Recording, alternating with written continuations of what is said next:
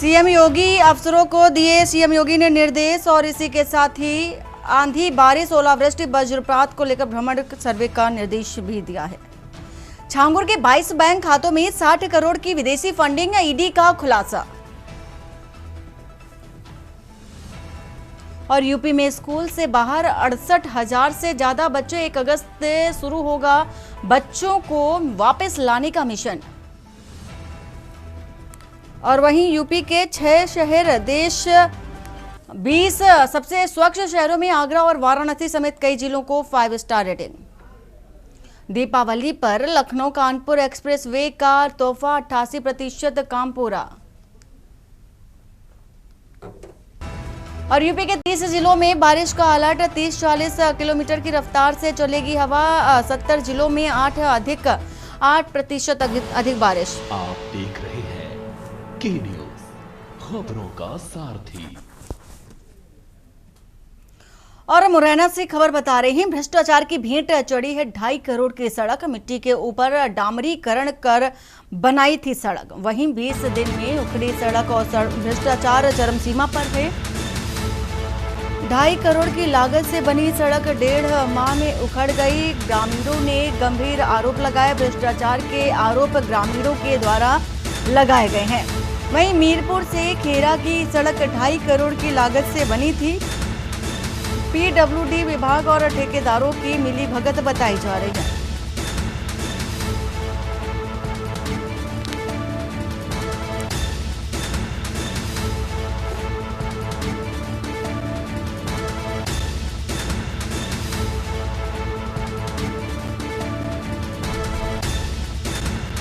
PWD विभाग और ठेकेदारों की मिलीभगत से सड़क पर भ्रष्टाचार नजर आया। मुरैना से ये खबर बता रहे हैं, मिट्टी के ऊपर डामरीकरण कर सड़क बनाई गई है। वही 20 दिन में उखड़ी सड़क, भ्रष्टाचार चरम सीमा पर।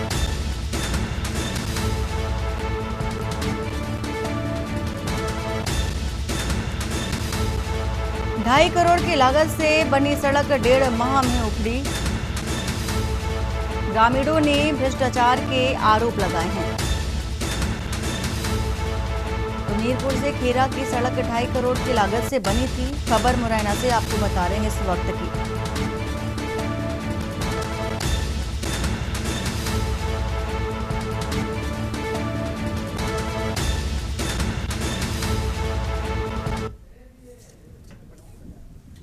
आज एक ऐसा वीडियो देखा है मैंने कि जहां सड़क उखड़ने की बात है। निश्चित रूप से कहेंगे 1 माह में यदि सड़क उखड़ जाए, ठीक है, बरसात में डामर को डिस्टर्ब करता है पानी, लेकिन इससे ये डिफेंड नहीं किया जा सकता। गुणवत्ता प्रभावित तो कहीं ना कहीं हुई है। पीडब्ल्यूडी से इस संबंध में बात की जाएगी और आवश्यक कार्रवाई की जाएगी। 2.5 करोड़ की लागत से सड़क का निर्माण किया, मिट्टी पर डामरीकरण किया गया, जो कि मिट्टी डालनी चाहिए तो वो नहीं डाली, वो इंजीनियरों द्वारा उसे पास करना चाहिए। तो गलत है, यदि ऐसा है तो गलत है, इसकी जांच कराई जाएगी। मुरैना से खबर। और अंबाह में टला बड़ा हादसा। बाल बच्चे हैं, स्कूली बच्चे भर भराकर गिरी है स्कूल की जर्जर दीवार। प्रेयर के बाद बच्चों के कक्षाओं में जाते समय ये हादसा हुआ। सभी स्कूली बच्चे अपनी अपनी कक्षाओं में जा रहे थे और तभी ये हादसा हुआ है। तो ग्रामीण अरसे से भवन निर्माण की मांग उठा रहे थे। ध्वस्तीकरण की मांग थी और किला क्षेत्र का ये पूरा मामला है। बिल्डिंग गिरने का ये मामला, तस्वीर भी आपको ये दिखा रहे हैं। गनीमत रही कि बच्चे बार बचे हैं। तो प्रेयर के बाद, प्रार्थना के बाद बच्चे अपनी अपनी कक्षाओं की ओर जा रहे थे और तभी ये जर्जर इमारत गिर पड़ी।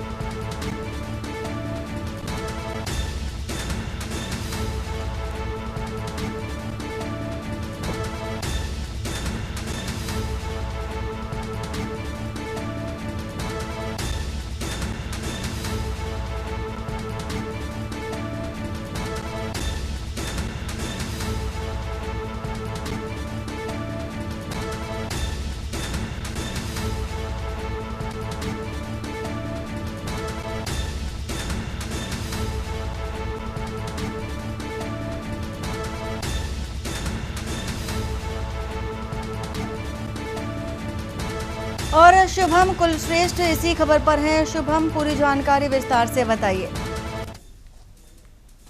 किले के पास एक स्कूल बना हुआ है जो कि जर्जर हालत में था, जिसमें आज सुबह के समय जो बच्चे जो प्रेयर कर रहे थे, प्रेयर करने के बाद जैसे ही वो अपने क्लासरूम की तरफ बढ़ते हैं, उसके जो वहाँ की जो जर्जर दीवार थी जो काफी समय पुरानी बनी हुई है, वो एकदम भरभरा के गिर जाती है और बड़ा आशा होने से टल जाता है। और जो वहाँ के जो टीचर हैं और जो बच्चे हैं वो क्लासरूम में पहुंच जाते हैं। लेकिन अगर ये कहीं कुछ मिनटों पहले अगर यही हादसा होता तो कहीं उसमें कई बच्चों की जान जा सकती थी। इसको देखते हुए जो वहाँ के ग्रामीण है, जो वहाँ के संस्थापक है, उन्होंने काफी बार प्रशासन को बोला भी है कि इसकी दीवारें इस तरीके की जर्जर पड़ी हुई है, इसको सुधार कराया जाए, लेकिन इसके बाद भी प्रशासन ने अभी तक कोई कार्रवाई नहीं की थी। शुभम, क्या कारण माना जाए जो प्रशासन ने ध्यान नहीं दिया जबकि इतनी बार ध्वस्तीकरण की कार्रवाई की मांग की गई? बिल्कुल, ये जो वहाँ के स्थानीय लोग हैं, जो ग्रामीण लोग हैं, उन्होंने काफी बार जो कि कलेक्टर को और एसडीएम को वहाँ के जो है उनसे काफी बार लेटर पैड पर लिख के भी दिया है और काफी बार उन्होंने बोला भी है कि इसका डिसमेंटल की मांग की गई है और डिसमेंटल कराया जाए, लेकिन उसके बाद भी अभी इतने दिनों बाद भी कोई कार्रवाई नहीं होती। और जबकि बरसात के मौसम में ये स्थिति देखने को आती है कि जो पुरानी दीवारें होती है वो गिर जाती है, और जिसके लिए एक ये बहुत बड़ा हादसा था। अगर ये कहीं कुछ मिनटों पहले अगर ये हादसा होता तो इसमें काफी बच्चों को नुकसान हो सकता था। जी बिल्कुल शुभम, गनीमत रही कि बच्चे बार बार बचे हैं। अगर बहुत शुक्रिया पूरी जानकारी देने के लिए। तो ये इमारत भरभरा कर गिर गई, लेकिन बाल बाल बचे हैं। बच्चे प्रार्थना करने के बाद अपनी कक्षाओं की ओर जा रहे थे बच्चे। और ग्रेटर नोएडा से आपको ये खबर बताने जा रहे हैं। शारदा यूनिवर्सिटी में छात्रा की आत्महत्या का मामला, पुलिस ने 2 आरोपियों को गिरफ्तार किया है और जांच पड़ताल में जुटी है पुलिस। मृतक छात्रा ज्योति के परिजन यूनिवर्सिटी के गेट के बाहर बैठे हुए हैं, कार्रवाई की मांग कर रहे हैं। मृतक छात्रा ज्योति शर्मा ने यूनिवर्सिटी पर केस दर्ज करने की मांग की। वहीं यूनिवर्सिटी में मौके पर भारी पुलिस बल भी मौजूद है। तो मृतक छात्रा के समर्थन में उतरे छात्र और स्थानीय लोग। खबर आपको बता रहे हैं ग्रेटर नोएडा से। यूनिवर्सिटी पर लापरवाही के गंभीर आरोप मृतक छात्रा की ओर से लगाए गए। ग्रेटर नोएडा के एडिशनल डीसीपी सुधीर कुमार भी वहां पर पहुंच चुके हैं। ग्रेटर नोएडा से खबर, शारदा यूनिवर्सिटी में छात्रा की आत्महत्या का ये मामला है और पुलिस ने 2 आरोपियों को गिरफ्तार कर लिया है और आगे की छानबीन में भी जुटी हुई है। और अशोक द्विवेदी इसी खबर पर हैं। अशोक, पूरा मामला क्या रहा है, जानकारी क्या है, बताइए। बिल्कुल, मैं आपको बता दूं, देर रात जो है ज्योति नाम की छात्रा है जो बीडीएस की जो है सेकेंड ईयर की स्टूडेंट थी, उसने अचानक जो है अपने गर्ल्स हॉस्टल में जाकर के फांसी लगा ली है। तो उसके साथ में उसके पास सुसाइड नोट भी मिला, जिसमें सुसाइड नोट में यह दर्शाया जा रहा है कि शारदा यूनिवर्सिटी के प्रशासन द्वारा उसको मेंटल हरास किया जा रहा था, जिससे परेशान होकर के छात्रा ने सुसाइड किया है। वहीं देर रात पुलिस पहुंची और पुलिस ने मौके पर बॉडी को पंचनामा भर करके उसको पोस्टमार्टम के लिए भेज दिया। लेकिन वहीं जब वहां के जो शारदा यूनिवर्सिटी के और जो ज्योति के साथी थे या जो साथ में पढ़ने वाले जो छात्र थे, उन्होंने यूनिवर्सिटी के खिलाफ मोर्चा खोल दिया। वहीं देर रात पुलिस ने उनको पहुंच के समझाया बुझाया और रोक दिया। वहीं उनको यह आश्वासन दिया गया छात्रों को कि ज्योति के परिजन के द्वारा तहरीर लेने के बाद हम इस पे कार्रवाई करेंगे, पुलिस द्वारा ये कहा गया। वहीं सुबह जो है पुलिस को जो है ज्योति के परिजन आए और उन्होंने तहरीर दी, जिसके बाद 2 लोगों को पुलिस ने नामजद करके तहरीर लिया और 2 लोगों को गिरफ्तार कर लिया। वहीं लेकिन उनकी पुलिस की जो कार्रवाई से संतुष्ट ना होकर के वहां के स्थानीय लोग और शारदा यूनिवर्सिटी के छात्र, ये सब लोग आक्रोश में आ गए। वहीं जो ज्योति के घर वाले थे या ज्योति के जो परिजन थे, वो गेट पे बैठ के धरना प्रदर्शन करने लगे, जिसको देखते हुए, सिचुएशन को देखते हुए जो ग्रेटर नोएडा पुलिस है वो उसने मोर्चा संभाला वहां पर। और मैं आपको बता दूं, शारदा यूनिवर्सिटी को तस्वीरों में भी देखा जा सकता है, इतनी फोर्स लगाई गई कि एकदम से छावनी बना दी गई। तो बड़ी मुश्किल से जो स्थानीय लोग हैं उनको समझा बुझा करके वहां से हटाने की कोशिश की जा रही है। साथ में एडिशनल डीसीपी और आला अधिकारी मौके पर पहुंचे, जिसको लेकर के ज्योति के परिजनों को समझाया बुझाया जा रहा है और प्रशासन के खिलाफ कार्रवाई करने की आश्वासन दिया जा रहा है। तो जहां अभी अगर पुलिस प्रशासन की अगर बात मान लेता है उनके परिजन तो वहां से हट जाएंगे। फिलहाल के लिए अभी पुलिस प्रशासन से जो है उनकी कार्रवाई से संतुष्ट नहीं है जो ज्योति के परिजन है।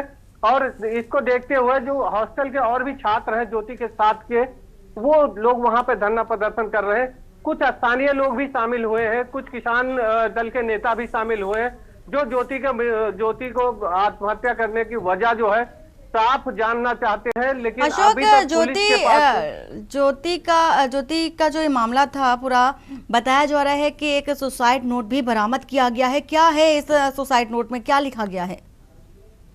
सुसाइड नोट बिल्कुल जो है मैं आपको बता दूं, सुसाइड नोट जो है वो पुलिस के पास है और पुलिस अभी तक उनके परिजनों को नहीं दिखा रही है। पुलिस का कहना है कि ज्योति ने सुसाइड नोट में स्कूल प्रशासन द्वारा जो है मेंटल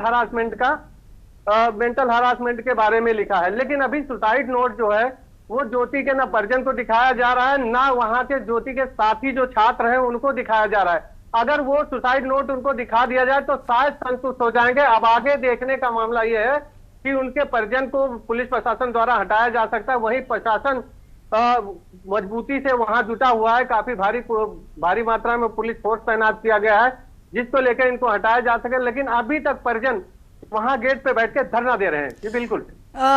अशोक, जो आरोपी गिरफ्तार किए गए हैं उन आरोपियों का बैकग्राउंड क्या है?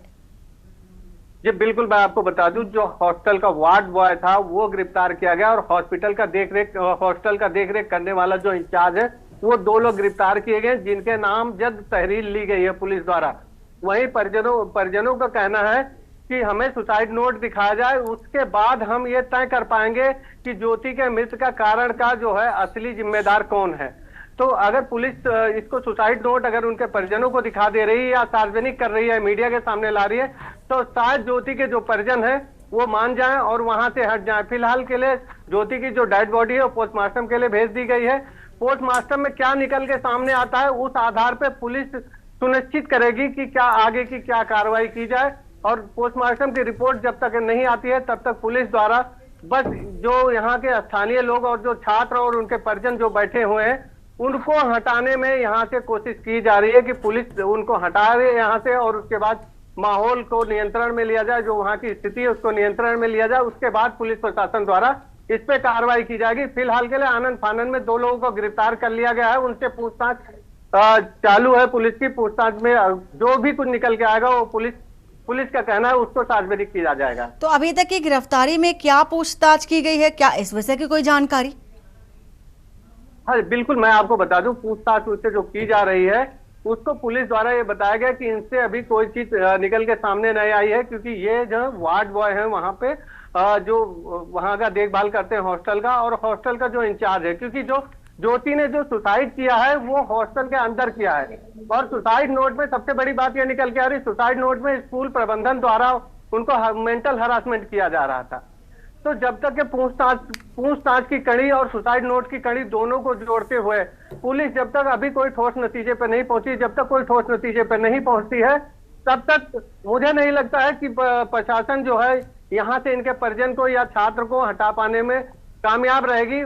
वहीं छात्र जो है वो काफी ज्यादा बिल्कुल अशोक, छात्र उग्र हैं और कार्रवाई की मांग कर रहे हैं, न्याय की मांग कर रहे हैं। आप अपनी जो नजर है बनाए रखिए पूरी खबर पर। बहुत शुक्रिया पूरी जानकारी देने के लिए।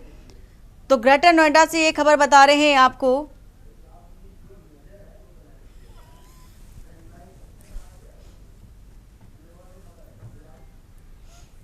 और अमरोहा से आपको ये खबर बताने जा रहे हैं। अमरोहा से खबर आ रही है, तेज रफ्तार बाइक ने कांवड़ियों को टक्कर मारी है। अमरोहा से आपको ये खबर, कांवड़ियों ने बाइक सवार को पीटा और तोड़ फोड़ भी की है। और वहीं आपको ये भी बता दें कि टक्कर लगने के बाद गुस्साए कांवड़ियों ने हंगामा किया है। अमरोहा से ये तस्वीर भी दिखा रहे हैं, कांवड़ियों ने बाइक सवार से उठक बैठक भी करवाई। तो कांवड़ियों ने बाइक सवार से उठक बैठक करवाई है और ये तस्वीर दिखा रहे हैं आपको। गलती मानने पर कांवड़ियों ने बाइक सवार को छोड़ दिया। तो कांवड़ियों ने घंटों कांवड़ सड़क पर रख करके हंगामा किया है। अमरोहा से एक खबर, अमरोहा के हसनपुर गजरौला मार्ग पर ये विवाद हुआ और तेज रफ्तार बाइक ने कांवड़ियों को टक्कर मार दी थी, जिसको लेकर के विवाद शुरू हुआ और कांवड़ियों ने बाइक सवार को पीटा, तोड़फोड़ भी की।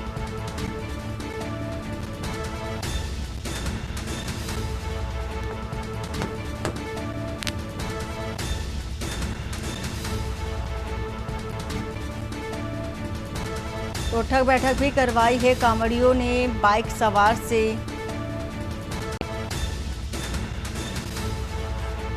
अमरोहा से आपको ये खबर बता रहे हैं इस वक्त की।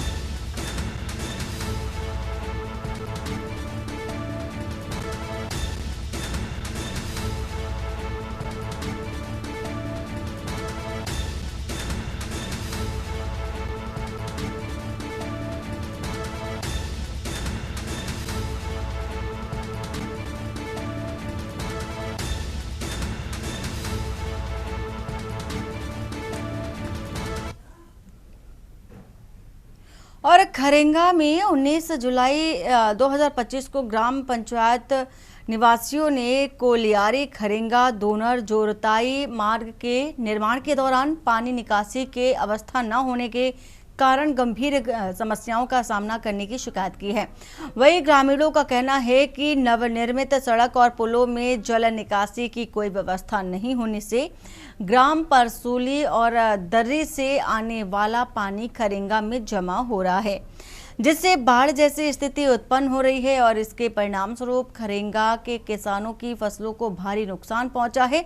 ग्रामीणों ने प्रशासन से तत्काल कार्रवाई की मांग की है, जिसमें से नवनिर्मित पुलों में पानी की आवाजाही शुरू करने और वैकल्पिक जल निकासी व्यवस्था सुनिश्चित करने की अपील की गई है। ग्रामीणों ने प्रशासन से अनुरोध किया है कि इस विकराल समस्या का त्वरित समाधान किया जाए ताकि फसलों को और नुकसान से बचाया जा सके और ग्राम में सामान्य स्थिति बहाल हो सके।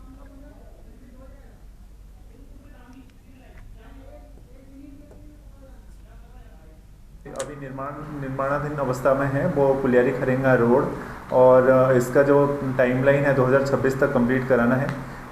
खरेंगा में आज जो शिकायत आई हुई थी उसमें कि पानी निकासी नहीं हो पा रहा है, तो उसको हम लोग PW टीम से आज निर्देशित करके हम लोग पानी निकासी का ही करा रहे हैं। और हमारा प्राथमिकता भी रहेगा कि स्पेशली गांव एरिया जो दोनर हो गया, खरेंगा हो गया, उसको कैसे पहले हम लोग एटलीस्ट 1 वे हम लोग कंप्लीट कराएं।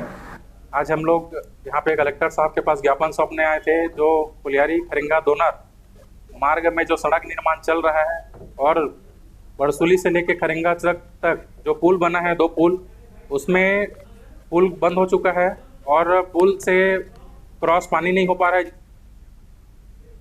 और वक्त हो चला एक छोटे से ब्रेक का। ब्रेक के बाद जल्द हाजिर होते हैं। आप देख रहे हैं के न्यूज़, खबरों का। ब्रेक के बाद आपका स्वागत है और सीधा चलते हैं रुद्रपुर, जहां पर उत्तराखंड निवेश उत्सव कार्यक्रम है। पुष्कर सिंह धामी पहुंचे हुए हैं, क्या कह रहे हैं सुन लेते हैं।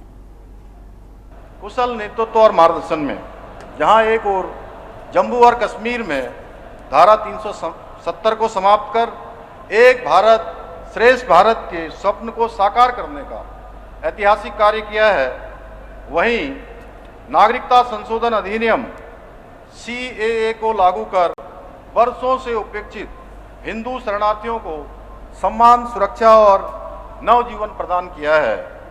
यह आपकी नेतृत्व क्षमता और संकल्प का परिणाम है कि आज देश में आतंकवाद और नक्सलवाद जैसी विघटनकारी शक्तियां सर उठाने का साहस नहीं कर पा रही हैं। इतना ही नहीं, आपके अथक प्रयासों के कारण ही आज देश ने सहकारिता के क्षेत्र में भी नए कीर्तिमान स्थापित किए हैं और देश में समग्र विकास की दिशा में मजबूत संस्थागत ढांचा तैयार हुआ है। भाइयों बहनों, आज का अवसर उत्तराखंड की विकास यात्रा में एक महत्वपूर्ण अध्याय के रूप में अंकित हो रहा है। आज आदरणीय गृह मंत्री जी की गरिमामयी उपस्थिति में हम उत्तराखंड ग्लोबल इन्वेस्टमेंट समिट की तीसरी ग्राउंडिंग सेरेमनी कर रहे हैं। इससे पूर्व संपन्न हुई 2 ग्राउंडिंग ब्रेकिंग सेरेमनी में जहां 71,000 करोड़ रुपए से अधिक की निवेश परियोजनाओं की सफलतापूर्वक ग्राउंडिंग करने में हम सफल रहे हैं, वहीं आज ये आंकड़ा 1 लाख करोड़ को पार कर गया है। ये केवल आर्थिक निवेश नहीं है, बल्कि उत्तराखंड की समृद्ध संभावनाओं, उद्यमिता की भावना, जन भागीदारी पर आधारित समेकित विकास का प्रतिबिंब है, जो राज्य को आत्मनिर्भरता और औद्योगिक समृद्धि की नई ऊंचाइयों पर ले जाएगा। इसके साथ ही आज हम 1342 करोड़ रुपए से अधिक की लागत की विभिन्न महत्वपूर्ण परियोजनाओं का आदरणीय गृह मंत्री जी के हाथों उनका लोकार्पण और शिलान्यास भी किया जाएगा। मुझे पूर्ण विश्वास है कि ये सभी परियोजनाएं न केवल प्रदेश के आर्थिक एवं सामाजिक विकास को नई ऊंचाइयों में ले जाने में सहायक सिद्ध होंगी, बल्कि नागरिकों को बेहतर सुविधाएं उपलब्ध कराने की दिशा में भी एक मील का पत्थर साबित होंगी। भाइयों बहनों, आदरणीय प्रधानमंत्री श्री नरेंद्र मोदी जी और आदरणीय गृह मंत्री जी के देवभूमि उत्तराखंड से लगाव को हर कोई जानता है। उनका प्रेम किसी से छुपा हुआ नहीं है। जब वर्ष 2023 में हमने देहरादून में ग्लोबल इन्वेस्टर समिट का आयोजन किया था, तो उसके उद्घाटन अवसर पर हमें आदरणीय प्रधानमंत्री श्री नरेंद्र मोदी जी का आशीर्वाद और मार्गदर्शन प्राप्त हुआ था। और जब उसी समिट का सफलतापूर्वक वो कार्यक्रम संपन्न हुआ, उसका समापन हुआ था, तब हमारे बीच आदरणीय गृह मंत्री जी स्वयं उपस्थित हुए थे और उन्होंने अपने प्रेरणादायक विचारों से हम सभी को नई दिशा और ऊर्जा प्रदान की थी। मुझे आज भी वो दिन याद है जब ग्लोबल इन्वेस्टर समिट के समापन समारोह के अवसर पर आदरणीय गृह मंत्री जी ने कहा था कि ये समापन नहीं है, बल्कि उत्तराखंड में एक नए युग का सूत्रपात है। और मुझे प्रसन्नता है उनकी यह बात सच साबित हुई। ये हमारे लिए अत्यंत गर्व का विषय है कि आज हम ग्लोबल इन्वेस्टर समिट 2023 के अंतर्गत 3.56 लाख करोड़ रुपए से अधिक के निवेश समझौतों पर में से 1 लाख करोड़ रुपए से अधिक के निवेश प्रस्तावों को हमें धरातल पर उतारने पर सफलता प्राप्त हुई है। और ऐसे समय में आज हमें पुनः आदरणीय गृह मंत्री जी का सानिध्य प्राप्त हो रहा है। इसके लिए मैं आदरणीय प्रधानमंत्री जी एवं आदरणीय गृह मंत्री जी का कोटि कोटि आभार व्यक्त करता हूं, जिनके मार्गदर्शन, प्रेरणा और सशक्त नेतृत्व में आज उत्तराखंड निवेश, नवाचार और औद्योगिक विकास के क्षेत्र में नई ऊंचाइयों को छू रहा है। भाइयों बहनों, आदरणीय प्रधानमंत्री जी के कुशल नेतृत्व में आज भारत पुनः विश्व गुरु बनने की दिशा में अग्रसर हो रहा है। आदरणीय मोदी जी देश के ऐसे पहले प्रधानमंत्री हैं जिन्होंने विकसित राष्ट्र बनाने का संकल्प लिया है और आज इस संकल्प को साकार करने हेतु पूरे देश में योजनाबद्ध तरीके से कार्य किया जा रहा है। उनकी नीतियों और निर्णयों के परिणाम स्वरूप आज भारत विश्व की चौथी सबसे बड़ी अर्थव्यवस्था के रूप में स्थापित हो चुका है। आज local for vocal, make in India, skill India और स्टार्टअप इंडिया जैसी पहलों के माध्यम से देश आत्मनिर्भर बनने की दिशा में तीव्र गति से आगे बढ़ रहा है। यही नहीं, आज भारत दुनिया का तीसरा सबसे बड़ा स्टार्टअप इकोसिस्टम वाला देश बन गया है। आदरणीय प्रधानमंत्री जी के दूरदर्शी नेतृत्व में हमारी सरकार भी प्रदेश में औद्योगिक विकास की दिशा में निरंतर कार्य कर रही है। भाइयों बहनों, पहले राज्य में मैन्युफैक्चरिंग यूनिट लगाने के लिए अलग अलग विभागों में विभिन्न प्रकार की अलग अलग स्वीकृतियां लेनी पड़ती थी, जिसमें बहुत समय लग जाता था। इस समस्या के समाधान के लिए हमने जहां एक और उद्योगों को लाइसेंसिंग प्रोसेस को आसान करते हुए सिंगल विंडो सिस्टम की व्यवस्था में सुधार किया, वहीं औद्योगिक नीति, लॉजिस्टिक नीति, स्टार्टअप नीति, एमएसएमई नीति और मेगा औद्योगिक और निवेश नीति सहित 30 से अधिक नीतियों को लागू कर राज्य में उद्योगों को बेहतर माहौल उपलब्ध कराने का प्रयास किया है। इसके अलावा जहां हम स्टार्टअप को इंक्यूबेशन सुविधा उपलब्ध कराने के उद्देश्य से 60 करोड़ रुपए की लागत से विश्व स्तरीय यू हब की स्थापना कर रहे हैं, वहीं उन्हें आसानी से फंड उपलब्ध कराने के लिए 200 करोड़ रुपए का वेंचर फंड की स्थापना भी की गई है। यही न राज्य में निवेश प्रोत्साहन के लिए यूके स्पाइस नाम से निवेश प्रोत्साहन एजेंसी स्थापित कर निवेशकों को समर्पित निवेश मित्र की सुविधा भी उपलब्ध कराई गई है।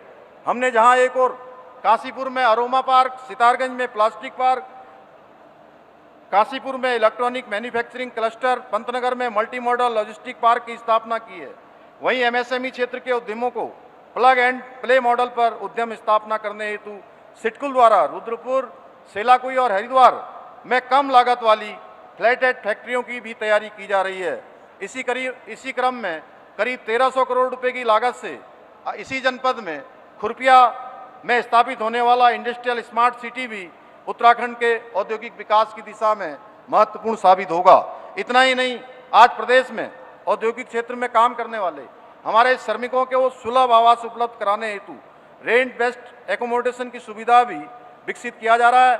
हमारे इन्हीं प्रयासों का परिणाम है कि ईज ऑफ डूइंग बिजनेस में उत्तराखंड को अचीवर्स तथा स्टार्टअप रैंकिंग में लीडर्स की श्रेणी प्राप्त हुई है। आज हम प्रदेश में 260 से अधिक व्यावसायिक सेवाओं को पूर्णतः ऑनलाइन सुविधा उपलब्ध करा रहे हैं। इससे उद्यमियों को विभिन्न विभागों के चक्कर लगाने की आवश्यकता नहीं पड़ती है और व्यवस्था में पारदर्शिता तथा गति दोनों सुनिश्चित हुई है। साथ ही राज्य में भ्रष्टाचार के विरुद्ध भी जीरो टॉलरेंस की नीति के अंतर्गत कार्रवाई की जा रही है। भाइयों बहनों, हमने प्रदेश में पहली बार IAS, PCS, IFS अनेक अधिकारियों सहित बीते वर्षों में 2000 से भी अधिक ऐसे भ्रष्टाचार के मामलों में लिप्त अधिकारियों और कर्मचारियों के खिलाफ भी कार्रवाई की है। इस शक्ति और पारदर्शिता का सीधा लाभ हमारे उद्यमियों को मिल रहा है और उन्हें योजनाओं की स्वीकृति, जमीन आवंटन, औद्योगिक लाइसेंस या अन्य व्यावसायिक गतिविधियों में अब अनावश्यक बाधा का सामना नहीं करना पड़ता। आज के इस अवसर पर आप सभी उद्यमी साथियों को मैं पुनः आश्वस्त करना चाहता हूं कि हमारी सरकार आपकी प्रत्येक समस्या के समाधान हेतु इसी प्रकार प्रतिबद्ध होकर कार्य करती रहेगी। भाइयों बहनों, हम उत्तराखंड को देश के अग्रणी इन्वेस्टमेंट फ्रेंडली स्टेट के रूप में स्थापित कर देश का अग्रणी राज्य बनाने के अपने विकल्प रहित संकल्प को पूरा करने के लिए निरंतर कार्य कर रहे हैं। मुझे पूरा विश्वास है कि आप सभी उद्यमी साथी हमारे इस संकल्प को पूरा करने के लिए इसी प्रकार अपना सहयोग कंधे से कंधा मिलाकर देते रहेंगे। इसी विश्वास के साथ एक बार फिर से मैं आदरणीय गृह मंत्री जी का इस महत्वपूर्ण अवसर पर हमें आशीर्वाद, प्रेरणा और मार्गदर्शन प्रदान करने के लिए हार्दिक धन्यवाद व्यक्त करते हुए अपनी बात को समाप्त करता हूं। बहुत बहुत धन्यवाद।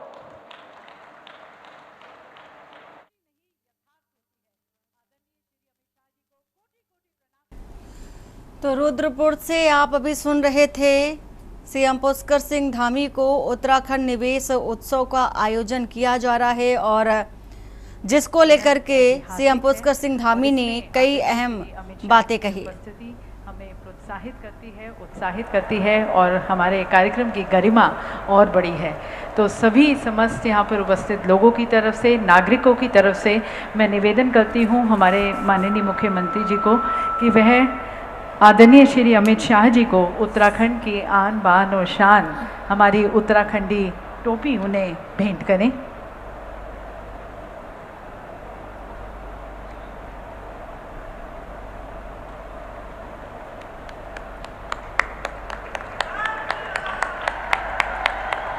और साथ साथ ये विशेष सुवेनियर जो देवी सज्जनों उत्तराखंडी एपन कला से सुसज्जित, इसमें आप देख सकते हैं एक वृक्ष जो राज्य की सांस्कृतिक आत्मा, शक्ति, स्थिरता और समावेशी प्रगति का प्रतीक है।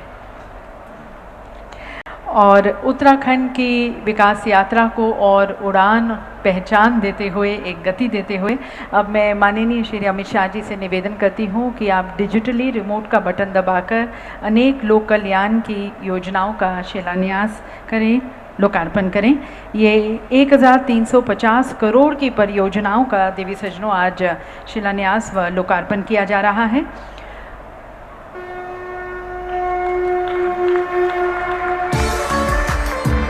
विभिन्न योजनाएं आप यहां पर स्क्रीन पर देख सकते हैं। रुद्रपुर एवं हरिद्वार में पैक के आवासीय भवनों, रुद्रपुर में गांधी पार्क के सौंदर्यीकरण, रुद्रपुर शहर के आंतरिक मार्गों का चौड़ीकरण, कामकाजी महिलाओं के लिए छात्रावास, टनकपुर में पेयजल आपूर्ति, हल्द्वानी में वर्षा जल प्रबंधन, कुमाऊं विश्वविद्यालय का आधुनिकीकरण, तो एक नई सौगात और कॉलेज हरावाला का अमित शाह शिलान्यास की ओर से चंपावत रुद्रपुर को दी गई है और ये पॉलिटेक्निक कॉलेज रुद्रपुर से और ये तस्वीर जिला आपको दिखा रहे हैं। कारागार शिलान्यास पिथौरागढ़ किया गया का है, लोकार्पण किया अन्य गया है कार्यक्रम का और लोक कल्याण की यहाँ पर योजनाएं परियोजनाओं का तो शिलान्यास कई अहम व मुख्य जो योजनाएं हैं, लोकार्पण किया परियोजनाएं हैं, उनका शिलान्यास किया गया।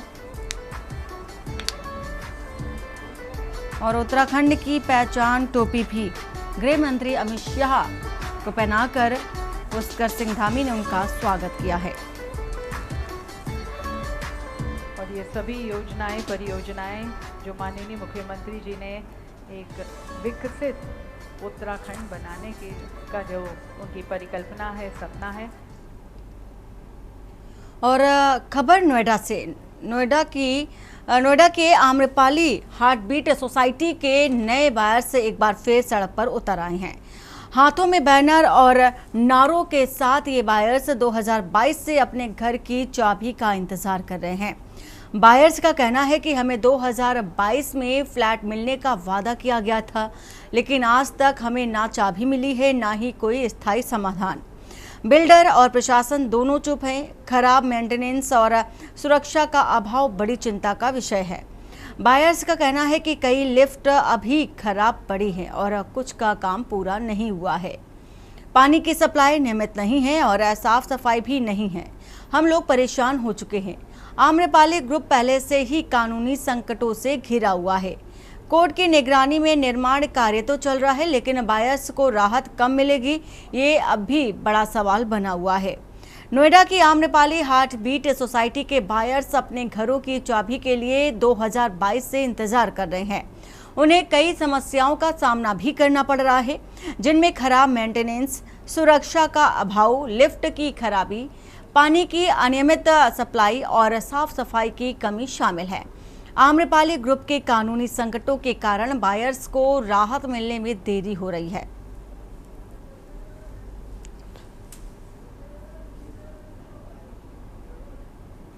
प्रोटेस्ट इसलिए कर रहे हैं कि ये इतना टाइम हो गया है। मैं न्यू बायर हूँ। बोला गया था कि 2023 एंड तक मिल जाएगा और आज 24 हो गया है, अभी तक भी कोई आशा नहीं है। 25 हो गया है और अभी तक भी कोई आशा नहीं है। और जिस तरह ये है कि ओसी नहीं मिलेगा, सीसी नहीं मिलेगा, शिफ्ट करने के लिए बोल रहे हैं, बट क्या गारंटी है इसकी? स्टेबिलिटी ऑडिट नहीं है, स्ट्रक्चरल ऑडिट नहीं करवा के देंगे, जनरेटर बेसिक फैसिलिटीज़ नहीं है। अब आप खुद ही देख सकते हैं यहाँ पर कितना बुरा हाल हो रहा है। और सबसे बुरी बात ये जो है, यहाँ पे एक नॉर्मल बायर जो है, अब वो मिले तो किससे मिले? वहाँ पे बोलते हैं एनबीसीसी से मिले, एनबीसीसी में वहाँ अंदर जाने नहीं देते। एनबीसीसी वाले बोलते हैं ये हमारा काम नहीं है, सीआर से मिले, वो सीआर के लिए वहाँ जाने नहीं देते। तो नॉर्मल अगर आप जाएं इनके ऑफिस में, लंबी लाइन लगी हुई है, कोई मिलने का वो नहीं है। बहुत ही अभी आप यहाँ अंदर जो एसोसिएशन है उनसे मिले थे, उन्होंने क्या सी एसोसिएशन काम कर रही है, ऐसा नहीं है एसोसिएशन काम कर रही है, उनके भी रेस्ट्रिक्शन है। वो भी कहते हैं कि ये देखिए एनबीसीसी से आइए बात करिए। जैसे आज के दिन में हमने एनबीसीसी के जो जनरल मैनेजर है पाली हम लोग एचबीसी के बायर्स हैं। लगभग 14 साल से हम अपने फ्लैट का इंतज़ार कर रहे हैं यहाँ पर। अभी तक हमें जो वादे किए गए हैं वो अभी तक पूरे नहीं हुए हैं। यहाँ पर हमसे बोला जाता है कि फ्लैट 100% तैयार है, जबकि फ्लैट में बहुत सारी कमियां हैं। अभी ये फ्लैट बिल्कुल भी रहने लायक नहीं है। और ये फ्लैट जो 14 साल से ये जो बिल्डिंग खड़ी हुई है, इसकी स्ट्रक्चरल स्ट्रेंथ का हमारे पास कोई सर्टिफिकेशन नहीं है। न तो हमें ओसी की गारंटी दी जा रही है, न सीसी की गारंटी दी जा रही है। अगर कोई इस फ्लैट में आके रहता है, क्या गारंटी है कि उसको बुनियादी सुविधाएं मिलेंगी? उसकी यहाँ पे जो स्ट्रक्चरल सेफ्टी है, उसकी जो फैमिली की सेफ्टी है, उसकी जो प्रॉपर्टी की सेफ्टी है, कौन गारंटी लेता है? इसका जवाब हमें कौन देगा? एनबीसीसी इस मामले में हमको कोई भी किसी भी तरह का एश्योरेंस देने को तैयार नहीं है। और यहाँ पे बायर है, वो दर दर भटक रहा है कि उसे किस प्रकार अपने फ्लैट को, जो उसने अपनी करोड़ों की कीमत लगा के जो फ्लैट लिया है, उसको बुनियादी सुविधाएं कैसे मिले और उसकी जो फैमिली जो रहने आएगी उसकी सेफ्टी की गारंटी कौन लेगा? जो डीलर है उनसे संपर्क किया आप लोगों ने? डीलर क्या बोल रहे हैं? देखिए, डीलर यहाँ पे बहुत सारे हैं। जो पुराने हैं उन्होंने आम्रपाली से लिया है, जो नए वाले हैं उन्होंने एनबीसीसी के थ्रू किसी न किसी बीच की एजेंसी हो गई, जैसे एनरॉक हो गई या कोई और एजेंसी हो गई, उनके थ्रू लिया है। जो कमीशन खा के अलग हाँ, क्या उनका कहना क्या है? वो अलग हो गए। देखिए उन्होंने पैसा ले लिया, वो अलग हो गए, ठीक है। ऑलमोस्ट यहाँ पे सारे बाहर हैं, उन्होंने 100% पैसा वो दे चुके हैं। उसके ऊपर उन पे पेनल्टी लगाई जा रही है, थोड़ा बहुत इधर उधर डिले हो गया तो उन पे पेनल्टी लगा देते हैं। जबकि जो फ्लैट है, जो सालों से 14 साल से जो बाहर इंतजार कर रहा है, जो उसने इतने साल तक EMI दिए, रेंट दिया है, वो कहाँ जाएगा? ऊपर तो उस पर आप पेनल्टी लगा रहे हो। अभी तक मूलभूत सेवाएं नहीं है, मतलब पोजीशन देनी डेट क्या थी? पोजीशन तो देखिए 2022 में इन्होंने देने का हमको वादा किया था, ठीक है। अभी तक यहाँ पे सिर्फ 2 ही टावर हैं, 2 या मेरे ख्याल से 5 टावर हैं जिनका पोजीशन देने का इन्होंने दिया है कि आके पोजीशन ले लीजिए, उन्होंने इंटीमेशन दिया है, लेकिन उसमें भी बुनियादी सुविधाएं नहीं है। अभी क्या दिक्कत आ रही है इसमें? क्या अरे लिफ्ट नहीं है, पानी नहीं है, पावर बैकअप नहीं है। यहाँ पे आप देख रहे हैं, ये आपको सिर्फ ये स्ट्रक्चर तैयार दिख रहा है, ठीक है। अगर आप में रहने आएंगे आपको 100 तरह की दिक्कतें आएंगी। स्ट्रक्चर भी एज पर लेआउट नहीं है, लेआउट चेंज हुआ है। अशोक द्विवेदी इसी खबर पर हैं। अशोक, क्या कारण माना जाए 2022 से लगातार का चाबी की मांग कर रहे हैं, लेकिन अभी तक बायर्स को चाबी नहीं दी गई है, इंतजार करना पड़ रहा है, क्या कारण है? बिल्कुल, मैं आपको बता दूं, ये प्रोजेक्ट जो है अमरपाली हार्डवेयर के नाम से लॉन्च किया गया था अमरपाली कंस्ट्रक्शन कंपनी की तरफ से। 2011 में प्रोजेक्ट लॉन्च किया गया था और 2011 में बायर्स द्वारा फ्लैट बुक कराए गए थे। इनका पोजीशन देने का टाइम बिल्डर द्वारा जो है 2022 में था, लेकिन ये 2022 में भी पोजीशन नहीं दे पाए और बिल्डिंग कंस्ट्रक्शन पीरियड में ही रही, जिसको लेकर के कुछ बायर सुप्रीम कोर्ट चले गए और सुप्रीम कोर्ट से आदेश होने के बाद भी बिल्डरों पे यहाँ शिकंजा कसा गया। नोएडा के और भी कई सारे बिल्डर हैं, करीब 1 दर्जन बिल्डर के ऊपर नोएडा प्राधिकरण द्वारा नोटिस दी गई, शिकंजा कसा गया कि जल्द से जल्द जो है बायर को पोजीशन दिया जाए। तो पोजीशन को लेकर के बायर आज भी रोड पे घूम रहे। वहीं बायरों को कहना है कि बिल्डर के द्वारा कुछ फ्लैटों की एनओसी भी दे दी जा चुकी है, लेकिन अभी जो बुनियादी सुविधाएं हैं वो अभी वहाँ पे मौजूद नहीं है। जैसे कि तस्वीरों में भी देखा जा सकता है कि जो अंदर जो बिल्डिंग के अंदर है, कंस्ट्रक्शन पीरियड में अभी बिल्डिंग है, अंदर का जो फाउंडेशन तैयार करना था वो अभी तक तैयार नहीं हुआ है। यहाँ तक कि जो लैट्रिन बाथरूम है वो भी अभी तक बनके तैयार नहीं हुआ है। लिफ्ट भी अभी वहाँ पर जो है एक लिफ्ट चालू की गई है, लेकिन जो रेजिडेंशियल आएंगे जाएंगे वो लिफ्ट नहीं चालू की गई है। अंदर जो फ्लैट के अंदर में जो काम होना था वो अभी तक नहीं हुआ है, लाइट का काम नहीं हुआ है। तो कई सारी बुनियादी सुविधाएं जो है वो अभी तक पूरी नहीं की गई है और बायर के द्वारा पोजीशन देने की बात कही जा रही है। वहीं बिल्डर अपने चाबी के लिए, बायर जो है वो अपने चाबी बिल्डर से मांग रहे हैं कि हमारी चाबी दी जाए, हमें पोजीशन दिया जाए, लेकिन 2022 से लेकर के और अभी 2025 बीत गया है, 3 साल का गैप हो गया है। बिल्डर आजकल करके यानी 1 महीना 2 महीने का टाइम बढ़ाते हुए जा रहा है और अभी तक बायर को पोजीशन नहीं दिया गया है, जिसको लेकर के करीब 2000 बायर जो है वो परेशान है। अमरपाली के खिलाफ आज जो है धरना प्रदर्शन किया उन्होंने और BNCC के खिलाफ भी धरना प्रदर्शन हुआ। तो कहीं ना कहीं देखा जाए जो बिल्डर है वो बायरों को हरास कर रहा है, बायरों को जो पोजीशन नहीं दे रहा है, जिसको लेकर के बायर आज रोड पे उतरे। जी बिल्कुल, बहुत शुक्रिया अशोक पूरी जानकारी साझा करने के लिए। नोएडा से खबर, खराब मेंटेनेंस, सुरक्षा का अभाव एक बड़ी चिंता का विषय बना हुआ है।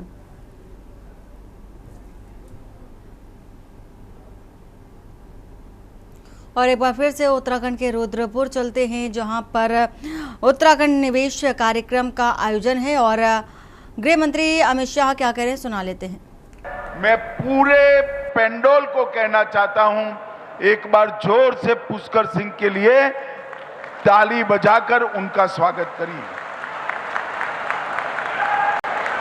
आज यहां पर 5 लोकार्पण और 14 शिलान्यास हुए, 1271 करोड़ के अलग अलग काम की शुरुआत यहां पर हुई है। भाइयों बहनों, जब उत्तराखंड के वासी उत्तराखंड के राज्य की मांग को लेकर संघर्ष कर रहे थे, कांग्रेस पार्टी ने उत्तराखंड के आंदोलनकारियों पर अत्याचार किए थे। उत्तराखंड को बनाने का काम भारतीय जनता पार्टी के नेता और उस वक्त के हमारे प्रिय प्रधानमंत्री श्रद्धेय अटल बिहारी वाजपेयी जी ने किया, परंतु बाद में जो राज्य के विकास के पंडित है वो चर्चा करने लगे कि छोटे राज्यों की कल्पना सफल होगी या नहीं होगी। आज मैं सबको कहना चाहता हूं, अटल जी ने 3 राज्य बनाए थे, उत्तराखंड, छत्तीसगढ़ और झारखंड। ये तीनों राज्य अपने पैर पर खड़ा होकर आगे बढ़ने की शुरुआत, और उसमें सोने में सुहागा हुआ। 14 में नरेंद्र मोदी जी की सरकार आई, भाजपा की सरकार आई, अटल जी ने बनाया और मोदी जी ने संवारने का काम किया, और उसके बाद लगातार यहां डबल इंजन की सरकार चल रही है। मोदी जी ने विकास का जो पूरे देश के अंदर एक खाका खींचा, इंफ्रास्ट्रक्चर का विकास हो, एजुकेशन पॉलिसी में स्पष्टता लानी हो, देश की औद्योगिक विकास की नींव डालनी हो, अर्थतंत्र को आगे बढ़ाना हो, हर क्षेत्र में मोदी जी ने कई रिकॉर्ड बनाए।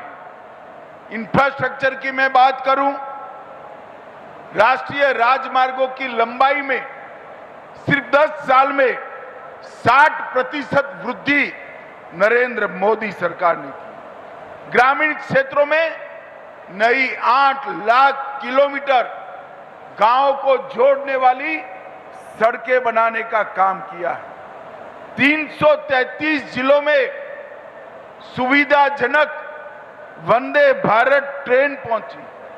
45,000 किलोमीटर का रेलवे कई लाइनों का विद्युतीकरण हुआ। 88 नए हवाई अड्डे बने और इनलैंड वाटरवे कार्गो में 11 गुना वृद्धि ये 10 साल में हुई। भाइयों बहनों, और इस सब का नतीजा है कि अटल जी इस देश की अर्थव्यवस्था को 11वें नंबर पर छोड़कर गए थे। मोदी जी 10 साल में 11वें नंबर पर से 4थे नंबर पर देश की अर्थव्यवस्था को लेकर आए, और आप लोग 4थे नंबर की अर्थव्यवस्था से खुश हो, मगर मेरी बात आज घर जाकर अपनी डायरी में लिख लेना, 2027 में हम विश्व की 3रे नंबर की अर्थव्यवस्था बनने जा रहे हैं। जिस तेज गति से विकास आगे बढ़ा है, निर्यात हमारा 2 गुना हुआ सर्विस का, और 76% निर्यात बढ़ा। हम कई सालों से सबसे ज्यादा तेज गति से बढ़ने वाली अर्थव्यवस्था बने। एक जमाने में कहते थे कि इंफ्रास्ट्रक्चर बने, औद्योगिक विकास हो तो गरीबों का कल्याण नहीं हो सकता। ये मिथक को नरेंद्र मोदी जी ने गलत साबित किया। इस देश के 80 करोड़ गरीबों को 5 किलो अनाज मुफ्त देकर खाद्य सुरक्षा सुनिश्चित की गई। 55 करोड़ लोगों को 5 लाख तक का दवाइयों का और हॉस्पिटलाइजेशन का पूरा खर्चा माफ हो गया। 16 करोड़ घरों में आजादी के बाद पहली बार नल आया। 12 करोड़ घरों में शौचालय पहुंचाया। 13 करोड़ घरों में एलपीजी का सिलेंडर पहुंचा, और 3 करोड़ घरों में पहली बार बिजली आई, और 4 करोड़ लोगों को घर देने का काम भी ये भारतीय जनता पार्टी की नरेंद्र मोदी सरकार ने किया। और ये सब करते करते 25 करोड़ गरीबों को गरीबी रेखा के ऊपर लाने का काम किया है। मित्रों, मोदी जी ने 2047 विकसित भारत की कल्पना की है। एक संकल्प देश के जनता के सामने रखा है। मगर मैं आज देवभूमि के प्रिय वासियों को कहकर जाना चाहता हूं विकसित उत्तराखंड का बगैर विकसित भारत का निर्माण संभव नहीं। जब तक हमारे छोटे राज्य आगे नहीं बढ़ते हैं, देश के अंदर सम विकास नहीं हो सकता। पूर्व के राज्य जब तक आगे नहीं बढ़ते हैं, देश के अंदर सम विकास नहीं हो सकता। इसीलिए भारतीय जनता पार्टी की केंद्र सरकार ने छोटे राज्यों के विकास पर और पूर्वी राज्यों के विकास पर विशेष ध्यान दिया है। और जहां तक उत्तराखंड का सवाल है, एक ज्योतिर्लिंग, 3 शक्तिपीठ, 4 धाम, पंच प्रयाग, पंच केदार और सप्त बद्री जहां विराजमान हो, इसके विकास को कोई नहीं रोक सकता भाइयों, कोई नहीं रोक सकता। जरूरत थी एक सातत्यपूर्ण नीति जो हमारी सरकार ने देने का काम, जरूरत थी मेहनत कर कर यहां पर उद्योग के प्रति रेड कारपेट बिछाने का वातावरण बनाने की, वो हमारी सरकार ने की। जरूरत थी यहां पर पारदर्शिता के साथ सरकार चलाने की, जो हमारी सरकार ने किया है। जरूरत थी अच्छी कानून और व्यवस्था लाने की, वो पुष्कर धामी लेकर आए थे। और जरूरत थी 24 घंटे 365 दिन पर्यटक आते रहे, ऐसी संरचनाओं को बनाने की, वो भी पुष्कर सिंह धामी ने बनाया है। और 360 डिग्री दृष्टिकोण से ऑफ सीजन ही न हो, इस तरह से हमारे टूरिज्म को आगे बढ़ाने का काम किया है। भाइयों बहनों, मोदी जी ने भी उत्तराखंड को देने में कोई कमी नहीं छोड़ी है। मुझे याद है कुछ एक्टिविस्ट जब हमारे 4 धाम के बारमासी रोड को, ऑल वेदर रोड को रोकने का प्रयास कर रहे थे, मोदी जी ने बड़ी शिद्दत के साथ भारत सरकार के वकीलों को सुप्रीम कोर्ट में खड़ा किया और ऑल वेदर रोड को 4 धाम तक पहुंचाने का काम किया है। कुछ काम बाकी है, 8-10% जिस दिन ये काम हो जाएगा, 12 माह हमारे उत्तराखंड में पर्यटकों का तांता लगेगा। भाइयों बहनों, 2700 करोड़ से हेमकुंड साहिब तक, गोविंद घाट से 12 किलोमीटर लंबा रोपवे और 4000 करोड़ से सोनप्रयाग केदारनाथ रोपवे, ये आने वाले दिनों में पूरे विश्व से पर्यटक को यहां खींचने का काम करेंगे। और श्रद्धालुओं को लिए कई ऐसे रोड बनाए जो दिल्ली के साथ जोड़ने का काम किया।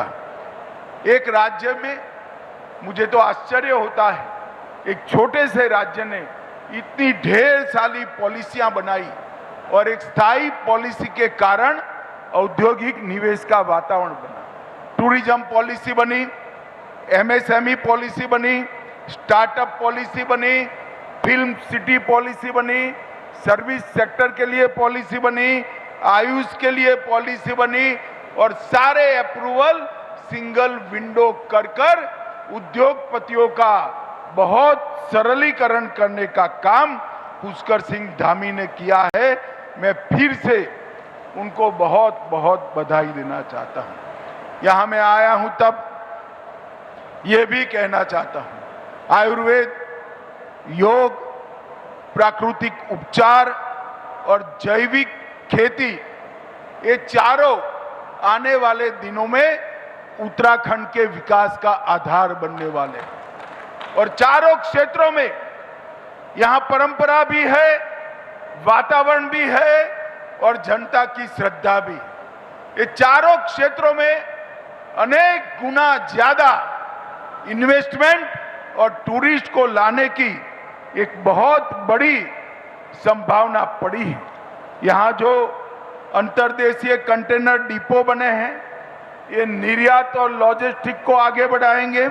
हरिद्वार, देहरादून उधम सिंह नगर, उसमें प्लग एंड प्ले की सुविधाएं खड़ी हो रही है।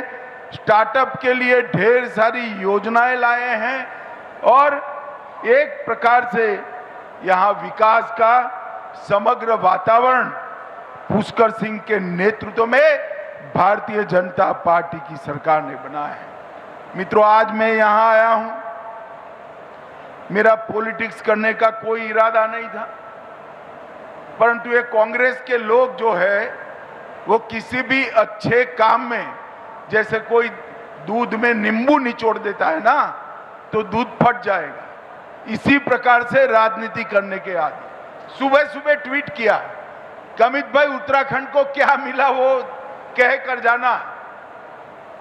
मैं कांग्रेसियों को कहना चाहता हूं, मैं तो उत्तराखंड को क्या दिया भारत सरकार ने इसका हिसाब देता हूं, मगर आप जरा, आपकी 10 साल सरकार थी तब क्या किया उसका हिसाब।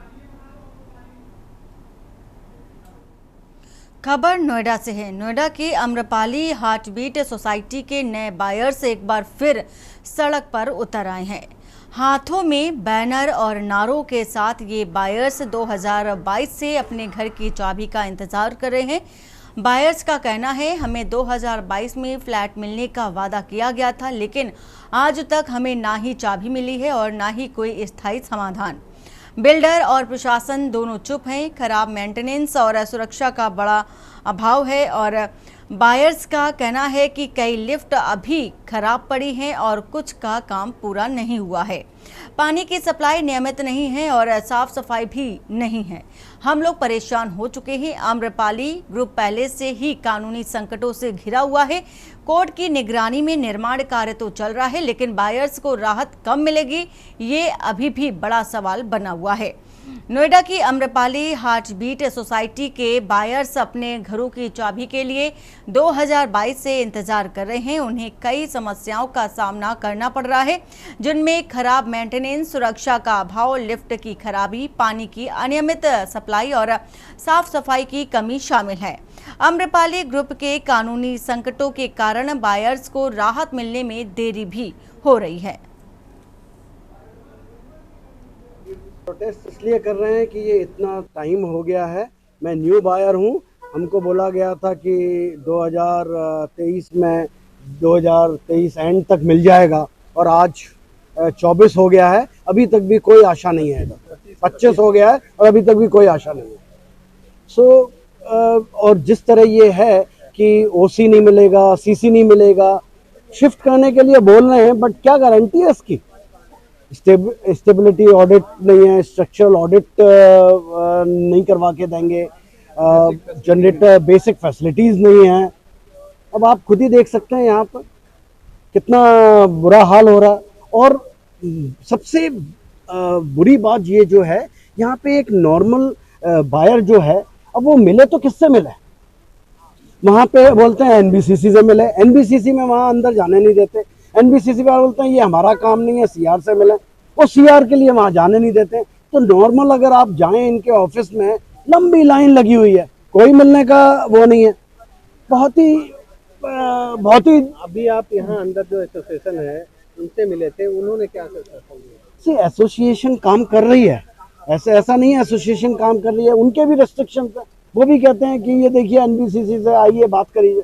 जैसे आज के दिन में हमने एनबीसीसी के जो जनरल मैनेजर है पाली हम लोग एचबीसी के बायर्स हैं। लगभग 14 साल से हम अपने फ्लैट का इंतजार कर रहे हैं यहाँ पर। अभी तक हमें जो वादे किए गए हैं वो अभी तक पूरे नहीं हुए हैं।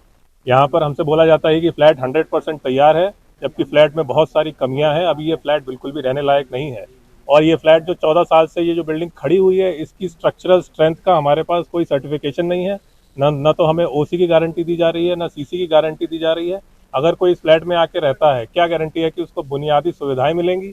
उसकी यहाँ पे जो स्ट्रक्चरल सेफ्टी है, उसकी जो फैमिली की सेफ्टी है, उसकी जो प्रॉपर्टी की सेफ्टी है, कौन गारंटी लेता है? इसका जवाब हमें कौन देगा? एनबीसीसी इस मामले में हमको कोई भी किसी भी तरह का एश्योरेंस देने को तैयार नहीं है। और यहाँ पे बायर है, वो दर दर भटक रहा है कि उसे किस प्रकार अपने फ्लैट को, जो उसने अपनी करोड़ों की कीमत लगा के जो फ्लैट लिया है, उसको बुनियादी सुविधाएं कैसे मिले और उसकी जो फैमिली जो रहने आएगी उसकी सेफ्टी की गारंटी कौन लेगा? जो डीलर है उनसे संपर्क किया आप लोगों ने, डीलर क्या बोल रहे हैं? देखिए, डीलर यहाँ पे बहुत सारे हैं। जो पुराने हैं उन्होंने आम्रपाली से लिया है, जो नए वाले हैं उन्होंने एनबीसीसी के थ्रू किसी न किसी बीच की एजेंसी हो गई, जैसे एनरॉक हो गई या कोई और एजेंसी हो गई, उनके थ्रू लिया है। जो कमीशन खा के अलग हाँ, क्या कर रहे हैं, उनका कहना क्या है? वो अलग हो गए। देखिए, उन्होंने पैसा ले लिया, वो अलग हो गए, ठीक है। ऑलमोस्ट यहाँ पे सारे बाहर हैं, उन्होंने 100% पैसा वो दे चुके हैं। उसके ऊपर उन पे पेनल्टी लगाई जा रही है। थोड़ा बहुत इधर उधर डिले हो गया तो उन पे पेनल्टी लगा देते हैं। जबकि जो फ्लैट है, जो सालों से 14 साल से जो बाहर इंतजार कर रहा है, जो उसने इतने साल तक ईएमआई दिए, रेंट दिया है, वो कहाँ जाएगा? ऊपर से उस पर आप पेनल्टी लगा रहे हो।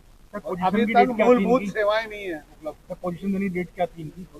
पोजीशन तो देखिए 2022 में इन्होंने देने का हमको वादा किया था, ठीक है। अभी तक यहाँ पे सिर्फ 2 ही टावर हैं, 2 या मेरे ख्याल से 5 टावर हैं जिनका पोजीशन देने का इन्होंने दिया है कि आके पोजीशन ले लीजिए। उन्होंने इंटीमेशन दिया है, लेकिन उसमें भी बुनियादी सुविधाएं नहीं है। अभी क्या दिक्कत आ रही है सर इसमें? क्या अरे लिफ्ट नहीं है, पानी नहीं है, पावर बैकअप नहीं है। यहाँ पे आप देख रहे हैं, ये आपको सिर्फ ये स्ट्रक्चर तैयार दिख रहा है, ठीक है। अगर आप में रहने आएंगे आपको 100 तरह की दिक्कतें आएंगी। स्ट्रक्चर भी एज पर लेआउट नहीं है, लेआउट चेंज हुआ है।